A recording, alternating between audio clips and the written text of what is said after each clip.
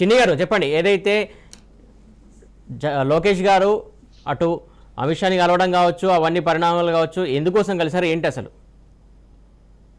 మా పార్టీకి చంద్రబాబు నాయుడు గారి మీద పెట్టిన అక్రమ కేసుల మీద మా లోకేష్ బాబు గారు ఢిల్లీలో మరి అన్ని వర్గాలని కలుస్తూ జరుగుతుంది. మీరు కూడా చూశారు అన్ని పార్టీ నాయకుల్ని. అదే విధంగా మరి ఏదైతే న్యూట్రల్ పర్సన్ ఉన్నారు మేధావులను అందరినీ కూడా కలిసి మాకు జరిగిన అన్యాయాన్ని మరి ఆయన అంత మరి దేశంలో ప్రజలందరి దృష్టికి తీసుకురావాలని, అదే విధంగా న్యాయం కావాలనే ఉద్దేశంతో ఆయన కలవటం జరిగింది. అదే విధంగా ఆయన మరి దేశానికి హోంమంత్రి, ఆయనకి కూడా ఇలా జరుగుతున్న అన్యాయం మీద మరి అక్రమ కేసుల మీద చంద్రబాబు నాయుడు కలిసి చంద్రబాబు నాయుడు గారికి జరిగిన అన్యాయం చెప్పడానికి అమిత్ షా గారిని కలవడం జరిగింది. కానీ చిన్ని గారు, ఇందులో ఈ సమావేశంలో పురంధేశ్వరి ఉన్నారు, అలాగే ఇటు తెలంగాణ రాష్ట్ర బీజేపీ చీఫ్ కిషన్ రెడ్డి గారు కూడా ఉన్నారు. ఏంటి పొత్తుల అంశం కూడా ఇక్కడ ప్రస్తావన వచ్చిందా?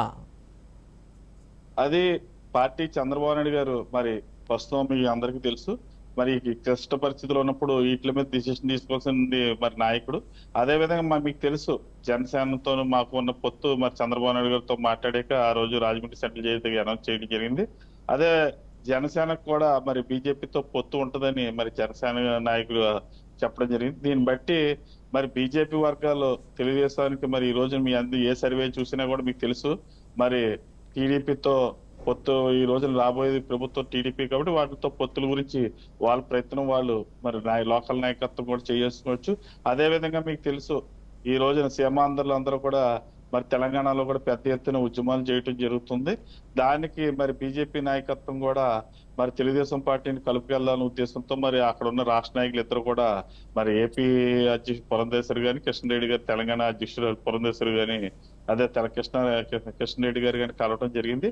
దాంట్లో భాగంగా జరిగింది.